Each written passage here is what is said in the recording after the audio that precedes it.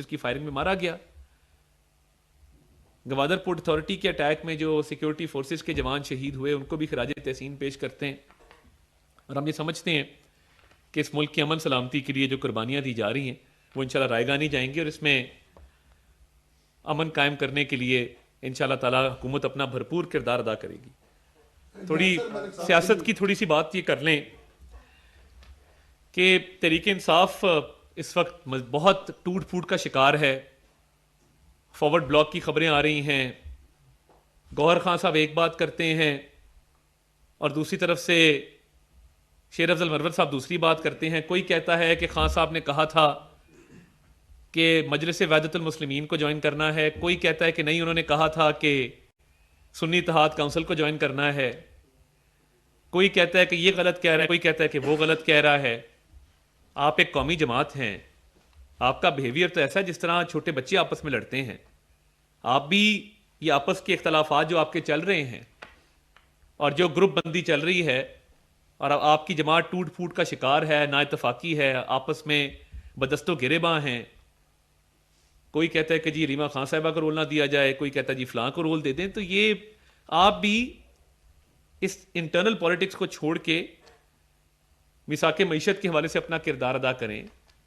اس ملک میں مثبت سیاست کریں. اور آپ کبھی وہ آئی ایم ایف کو لیٹر نکل آتا ہے آپ کا, کبھی آپ اب یورپین یونین کو کہہ رہے ہیں کہ الیکشن کی تحقیقات کی جائے اور اس کی رپورٹ شیئر کی جائے. بھائی آپ الیکشن کمیشن میں جائیں, آپ الیکشن ٹریبیونلز میں جائیں, آپ لابنگ فرمز ہائر کرتے ہیں باہر. پہلے آپ کہتے تھے کہ ہم کوئی غلام ہیں, امپورٹڈ حکومت اور غلامی نامنظور, تو اب آپ وہاں پہ لابنگ فرمز ہائر کر کے, تو ڈونلڈ ڈو نے جو کہا کہ سرٹیفائیڈ جھوٹا قرار دیا اس نے آپ کو, اور دودھ کا دودھ اور پانی کا پانی ہوا. تو آپ کیا چاہتے ہیں؟ اب وہاں پہ بیانات کبھی آپ کسی سے دلوا دیتے ہیں, اور آپ کو تو چاہیے نا ملک کے اندر سیاست کریں. تو آپ یہ کبھی امریکہ میں لابی کرتے ہیں, کبھی یورپین یونین کرتے ہیں جی پلس کے حوالے سے, کبھی آئی ایم ایف کے حوالے سے, کبھی باہر مظاہرے کرتے ہیں. تو قومی دھارے میں آئیں, یہاں پہ سیاست کریں. آپ نے تو ہم کوئی غلام ہے کا نعرہ لگایا تھا, تو آپ وہاں سے کیا مدد طلب کر رہے ہیں؟ اور آپ یہاں پہ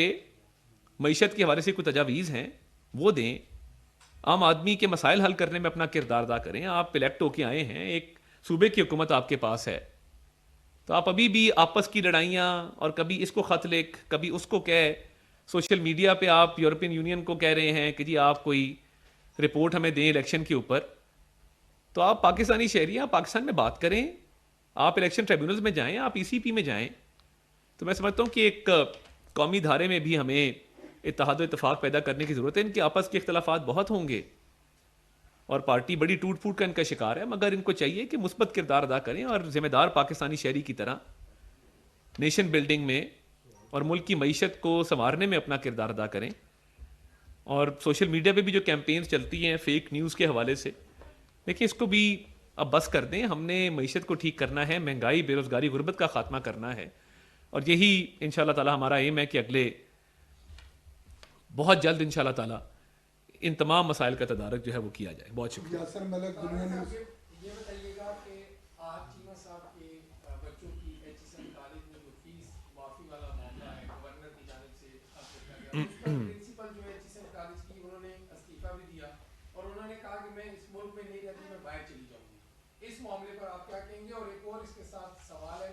گزشتہ روز آپ کو بتایا تھا صحافی اسرار راجپوت والا معاملہ جو ہے اس پر آپ نے کس سے بات کی اور کیا کوئی اس کو پیش رفت ہو رہی ہے؟ سر ابھی تک اس کو پیش نہیں کیا گیا عدالت میں. بہت شکریہ جی. جہاں تک احد خان چیمہ صاحب کا معاملہ ہے,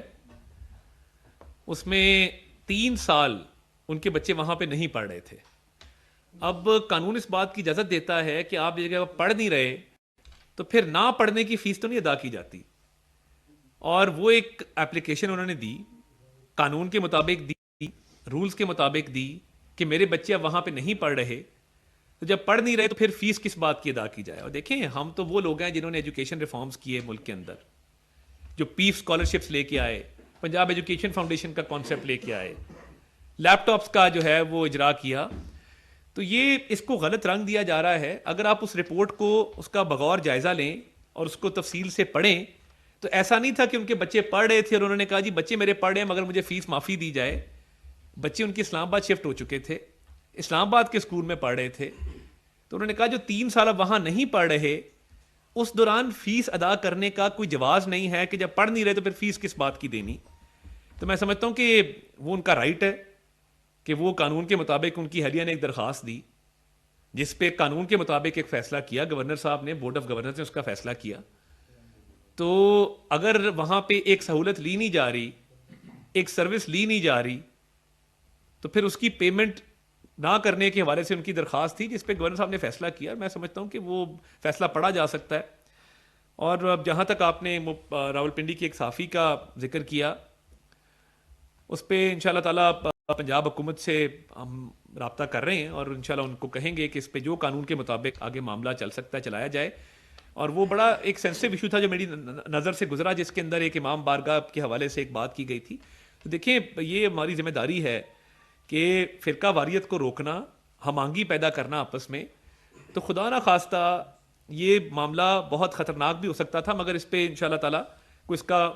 خوش اسلوبی کے ساتھ کوشش کریں گے اس کا حل نکلے. تارڑ صاحب ایک سوال یہ تھا کہ پرائم منسٹر شہباز شریف نے جب وہ گزشتہ دنوں پرائم منسٹر تھے اس سے پہلے, تو انہوں نے جرنلسٹوں کے لیے اور میڈیا ورکر کے لیے 1 ارب روپے کا اعلان کیا تھا ہیلتھ انشورنس کے حوالے سے, جس پر پورا کام بھی ہو چکا ہے. انفارمیشن منسٹری نے بھی اس پر کام مکمل کر لیا. تو وہ رقم روک لی گئی تھی, تو وہ رقم کب تک ریلیز کی جائے گی اور جس سے جو میڈیا ورکر اور جرنلسٹ ہے وہ مستفید ہو سکیں گے؟ اور دوسرا ایک چھوٹا سا سوال تھا کہ یہ جو ہمارا سی پیک ہے, سی پیک پر کام جاری ہے یا کچھ اس پر کوئی سست روی کا شکار ہے, یا اسے رکھا جائے گا جاری, یا کوئی IMF کی شنید یہ بھی تھی کہ انہوں نے کوئی شرائط میں یہ رکھا ہے کہ ہماری رقم جو ہم کر دیں تو اسے وہاں نہ لگایا جائے؟ بہت شکریہ جی. جو ہیلتھ انشورنس کا باقاعدہ ایک پروگرام بجٹ میں لایا گیا تھا, اس کا میں نے آج صبح ہی اس کا ایک اجلاس کیا ہے اور افسران سے اپڈیٹ مانگی ہے, اور اس کے پریمیم کے حوالے سے جو ایشوز ہیں میں نے اس کی ہدایات جاری کی ہیں کہ جلد از جلد اس کو حل کیا جائے, اور یہ پروگرام جاری رہنا چاہیے. اور اگلے بجٹ میں بھی, کیونکہ اب جون میں اگلا بجٹ پیش کیا جانا ہے, تو اگلے بجٹ میں بھی اس کے لیے رقم رکھنے کے لیے میں نے ہدایات جاری کر دی ہیں. اور دیکھیے صحافیوں کے حوالے سے, رپورٹرز کے حوالے سے یہ ہمارا فرض بنتا ہے کہ ان کی فلاح و بہبود جو ہے وہ منسٹری آف انفارمیشن کا ان کی ذمہ داری ہے, اور یہ وزیر اعظم صاحب نے ہمیشہ اس پہ بڑی شفقت, بڑی مہربانی کی ہے. تو انشاءاللہ تعالیٰ وہ پروگرام آگے بڑھے گا, وہ چلے گا. ابھی بھی کوشش کر رہے ہیں کہ 1-2 ماہ میں اس کو فعال کر دیا جائے اور اگلے بجٹ میں بھی اس کی رقم رکھی جائے تاکہ یہ پروگرام جاری رہے, اس کو رکنے نہیں دیں گے. اور سی پیک کے حوالے سے دیکھیے, میں سمجھتا ہوں کہ ہم بڑے خوش قسمت ہیں. ایک تو پرائم منسٹر صاحب نے سب سے پہلا جو انٹرویو کسی غیر ملکی نیوز ایجنسی کو دیا وہ شنوا نیوز کو دیا, اور ان کی جو سرکاری نیوز ایجنسی ہے, اور چینی سفیر سے ان کی بڑی کارڈیل ملاقات ہوئی, اور جو مبارکباد کے میسیجز وزیر اعظم منتخب ہوتے ہی چین سے آئے, میں سمجھتا ہوں کہ ان میں بڑی اپنائیت تھی, اور پاک چین دوستی جو ہے وہ انشاءاللہ آگے بڑھے گی. اور ہمارا سی پیک پہ مکمل طور پہ فوکس ہے, اور سی پیک کو تیزی سے آگے لے کر جائیں گے. آپ نے بتایا کہ حکومت کا فوکس ہے دہشت گردی کے خاتمے کے حوالے سے, اور جو پاکستان میں غیر قانونی تارکین وطن بستے ہیں ان کا بھی اس میں کردار ماضی میں بھی رہا ہے, اور انٹیلیجنس ادارے بھی رپورٹ دیتے رہے ہیں. نظام حکومت میں جو غیر قانونی تارکین وطن تھے ان کو پاکستان بدر کیا گیا. کوئی دوسرا مرحلہ اس کے حوالے سے ہے کہ لاکھوں لوگ یہاں پاکستان میں بستے ہیں, اس کی معیشت پہ برڈن ہے, دہشت گردی ہے, اور اس کے علاوہ باقی جو مین شہر ہیں وہاں امن امان کا ایشو بنتا ہے, تو اس حوالے سے حکومت کیا سوچ رہی ہے؟ دیکھیں اس پہ بڑی تفصیلی بات ہوئی ہے, اور وزیر داخلہ نے بھی اس پہ الٹیمیٹم بھی دیا ہے, اس پہ بیان بھی جاری کیا ہے, اور محسن نقوی صاحب اس پہ کام کر رہے ہیں. کیونکہ دیکھیے وہ معیشت پہ بھی بوجھ ہیں, اور اس کے علاوہ اگر رجسٹریشن نہیں ہے تو یہ کڑی نگرانی کی بھی ضرورت ہے کہ کون کس ایکٹیویٹی میں ملوث ہے. تو میں سمجھتا ہوں اس میں بڑی سنجیدگی ہے, اور اس پہ وزیر داخلہ کا مکمل طور پہ فوکس ہے.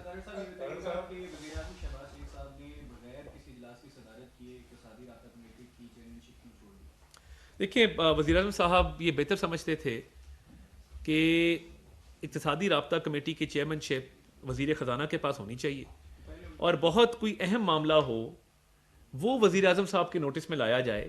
اور میں سمجھتا ہوں کہ وہ ان کا اسکیجول بھی اتنا ٹائٹ ہوتا ہے کہ انہوں نے اتنے سارے معاملات کو دیکھنا ہوتا ہے,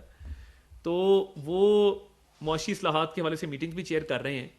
مگر اقتصادی رابطہ کمیٹی کے معاملات بھی کابینہ میں لائے جاتے ہیں جس کو ہیڈ پی ایم صاحب کرتے ہیں، تو انہوں نے یہ بہتر سمجھا اور مناسب سمجھا کہ ان کو نہیں ہیڈ کرنی چاہیے، یہ ہیڈ کرنی چاہیے وزیر خزانہ کو، تو میں سمجھتا ہوں ایک بہتر فیصلہ ہو۔ پہلے مہنگائی کا بہت ایشو ہے اور اب گیس اور بجلی اور پیٹرول کی قیمتوں میں اضافے پر کوئی بات چل رہی ہے، اور آج یہ خبر تھی کہ پرائم منسٹر نے کوئی برہمی کا بھی اعلان کیا، تو کیا آپ سمجھتے ہیں کہ اس دور میں، اس مہنگائی کے اس دور میں کو فیصلہ واپس لینا چاہیے؟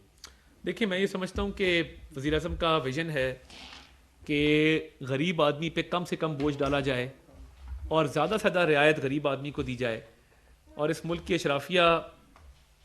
جو ہے جو ٹیکس کا بوجھ، مہنگائی کا بوجھ برداشت کرنے کی سکت رکھتی ہے، اس کو اپنا کردار ادا کرنا چاہیے۔ تو جو بھی اقدامات کیے جائیں گے، جو بھی ریلیف دیا جائے گا، وہ انشاءاللہ تعالیٰ غریب عوام کو دیا جائے گا، پسے ہوئے طبقات کو دیا جائے گا، اور اس حوالے سے جب بھی معیشت کے حوالے سے کوئی اجلاس بلایا جاتا ہے تو اس پہ لازمی جو ہے وہ ہدایت بھی جاری کی جاتی ہے، اس پہ بات بھی ہوتی ہے۔ صاحب آپ نے انیشیٹو کی بات کی اور 12 ارب کی اگر سے آپ یوٹیلیٹی اسٹور سے دے بھی رہے ہیں، لیکن وہ میکسیمم جو ہے وہ آپ سمجھتے ہیں کہ جو بی آئی ایس پی کے رجسٹر ہے، لیکن کرنٹ سچویشن میں تو جو متوسط طبقہ ہے وہ بھی پسا ہوا ہے اور وہ بھی ان کے قریب بیچارے رجسٹر نہیں کرا سکتے، تو کیا ایسے متوسط طبقے کے لیے بھی کوئی حکومت جو ہے انیشیٹو لے گی؟ دوسرا تو آئی ایم ایف کے ساتھ اسٹاف لیول معاہدہ تھا، ابھی تک آئی ایم ایف نے اس کی تفصیلات جاری نہیں کی ہے، جو کہ موسٹلی فوری ہو جاتی ہیں، چونکہ اس سے بڑا جڑا ہوا ہے پاکستان میں مہنگائی کا بھی معاملہ اور باقی اسٹاک ایکسچینج کے ساتھ بھی، تو کیا وجہ کیوں رکا ہوا ہے؟ دیکھیے میں یہ سمجھتا ہوں اس پہ وزیر خزانہ کی ایک ڈیٹیل پریس بریفنگ کا کل اہتمام کیا جا رہا ہے، اور پی آئی ڈی میں ہم کوشش کریں گے کہ ایک ان کا پریس کے ساتھ انٹریکشن بھی ہو اور وہ تفصیل سے آئی ایم ایف کے معاملات پہ بھی روشنی ڈالیں۔ اور دیکھیے وزیر خزانہ نے ابھی بلومبرگ کو بھی انٹرویو دیا، اور تمام تر فوکس یہ ہے کہ روپے کو مستحکم کیا جائے۔ روپیہ مستحکم ہوتا نظر آ رہا ہے، معیشت مزید مستحکم ہوتے نظر آ رہی ہے، کیونکہ پچھلی دفعہ جب پی ڈی ایم کی گورنمنٹ تھی تو فوکس تھا کہ ڈیفالٹ سے ملک کو بچایا جائے۔ الحمدللہ اگریمنٹ ہو گیا، ڈیفالٹ سے ملک بچ گیا۔ اب پینڈا بانڈز کی بات کی گئی ہے، وہ چائنا میں فلوٹ کیے جائیں گے، ملین آف ڈالرز کے وہ پینڈا بانڈز جو فلوٹ کیے جائیں گے، اس سے مدد ملے گی، اس سے مہنگائی کم ہوگی، اور باقی بھی جو معاشی اصلاحات کے حوالے سے بات کی جا رہی ہے، تو میں سمجھتا ہوں اس سے نہ صرف جو ایک پسا ہوا طبقہ ہے، غریب عوام ہے، بلکہ میں سمجھتا ہوں کہ مڈل کلاس بھی مستفید ہوگی، اور ہر گزرتے دن کے ساتھ انشاءاللہ تعالیٰ معاملات میں بہتری آئے گی۔ جی دیکھیے بی آئی ایس پی کا ایک میکنزم ہے جس کے تحت پی ایم ٹی اسکور 60 کے تحت جو ہے وہ یوٹیلیٹی اسٹورز پہ چیزیں مہیا کی جاتی ہیں، مگر اس کے علاوہ بھی ایم ڈی یوٹیلیٹی اسٹورز کو یہ ہدایت کی گئی ہے کہ عام عوام کے لیے بھی وہاں پہ 15 سے 20% کی رعایت کی جائے۔ بہت ساری اشیاء کے اوپر 15 سے 20% کی رعایتی قیمت جو ہے وہ طے کی گئی ہے، اور باقی پی ایم ٹی 60 اسکور جو بسپ کا پروگرام ہے، اس پہ 3 کروڑ 96 لاکھ افراد مستفید ہو رہے ہیں، جو کہ بہت بڑا ایک آپ کی آبادی کا حصہ ہے۔ تو میں سمجھتا ہوں کہ اس سسٹم کے حوالے سے بھی مکمل نگرانی بھی اس کی کر رہے ہیں، اور انشاءاللہ تعالیٰ یہ سسٹم چلتا رہے گا۔ سر یہ اچھا اقدام ہے کہ منسٹرز دورہ کر رہی ہیں یوٹیلیٹی اسٹورز کا، لیکن مہنگائی یوٹیلیٹی اسٹورز سے باہر ہے عام آدمی کے لیے، اور اس کا فیکٹر جو ہے پیٹرول، بجلی اور گیس کی پرائسز ہیں، جس میں اضافے کا ایک مرتبہ پھر آئی ایم ایف سے وعدہ کیا گیا، تو آپ کیسے یہ کلیم کر رہے ہیں کہ اب مہنگائی کم ہو؟ دیکھیے میں تو ماہ رمضان کے حوالے سے جو ایک پیکج دیا گیا ہے سبسڈی کا، اور وہ اس کا حجم 12 ارب روپیہ ہے۔ اب 12 ارب روپیہ جو سبسڈی کی مد میں گیا ہے رمضان کے حوالے سے، اس پیکج کی نگرانی کے حوالے سے بات کر رہا ہوں۔ جو مجموعی صورتحال ہے مہنگائی کی، دیکھیے مہنگائی تب کم ہوتی ہے جب روپیہ مستحکم ہوتا ہے، جب زر مبادلہ بڑھتا ہے، جب تجارت بڑھتی ہے۔ تو معاشی اصلاحات جو کیے جا رہے ہیں کہ حکومتی اخراجات کو کم کیا جائے، ٹیکس کے جو محصولات ہیں ان کو بڑھایا جائے تاکہ اس سے مہنگائی میں کمی آئے، زر مبادلہ بڑھایا جائے، ایکسپورٹس کو بڑھایا جائے، تو تمام تر ایون پی آئی اے کی نجکاری، اب دیکھیں نا پی آئی اے کا جو خسارہ ہے، ہر سال کئی سو ارب روپے معیشت کو اس کا بوجھ برداشت کرنا پڑتا ہے، آپ کو اور مجھے کرنا پڑتا ہے۔ تو میں نے جو شروع میں بات کی وہ یہ کی کہ اسٹیٹ اونڈ انٹرپرائزز کی نجکاری، حکومتی اخراجات کو کم کرنا، اور ٹیکس اصلاحات لے کے آنا، اور ٹیکس اصلاحات کے حوالے سے بہت جلد ایک خوشخبری بھی آئے گی، اور FBR کے حوالے سے جو ریسٹرکچرنگ ہو رہی ہے وزیر اعظم اس کا خود اعلان کریں گے. تو یہ تمام تر وہ سٹیپس ہیں, کیونکہ دیکھیں یہ کئی سٹیپس ہیں جو لیے جا رہے ہیں, جس کے اندر میں نے آپ کو بتایا کہ ٹیکس پیئرس کو, ایکسپورٹرز کو جو ایوارڈ دینے کا سلسلہ ہے وہ بھی شروع کیا جا رہا ہے. ایک حوصلہ افزائی ہے کہ جو لوگ ٹیکس ادا کرتے ہیں, جو لوگ ایکسپورٹس میں اضافہ کرتے ہیں, جو معیشت میں ایک مثبت اور ایک پازیٹیو کنٹریبیوشن کرتے ہیں,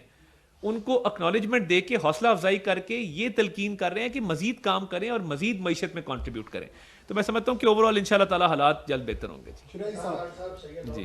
جی شرازی صاحب, آج آپ کی پریس کانفرنس سے لگ رہا ہے کہ بدلے بدلے سے سرکار نظر آتے ہیں. آج نہ 9 مئی کا تذکرہ ہے, نہ تحریک انصاف پہ پابندی کی کوئی بات ہے, بلکہ آپ تو کہہ رہے ہیں کہ مساق معیشت میں ہمارے ساتھ چلیں. ہم 16 ماہ PDM کی حکومت میں آپ کو سنتے رہے, تو اب کیا تبدیلی آئی ہے ایک دم, کیا بیک ڈور کوئی رابطے ہوئے ہیں؟ آپ تو مساقی جمہوریت اور معیشت دونوں کے لیے آپ انہیں بلا رہے ہیں, تو اصل کہانی درمیان کیا؟ نہیں دیکھیں, میں تو دیکھیں یہ ہمارا فرض بنتا ہے اور یہ قومی فریضہ ہے کہ جہاں پہ وہ غلط ہیں وہاں پہ اس کی نشاندہی کرنا. میں نے IMF کے لیٹر کی بات کی, میں نے GSP+ کی بات کی, میں نے یورپین یونین کے حوالے سے بات کی, آپس کے اختلافات کی بات کی. مگر دیکھیں یہ ملک ہم سب کا ہے, ہمیں اس ملک کو سنوارنا ہے. یہ ملک ہے تو ہم ہیں. یہ ملک پہلے ہے, سیاست اور سیاسی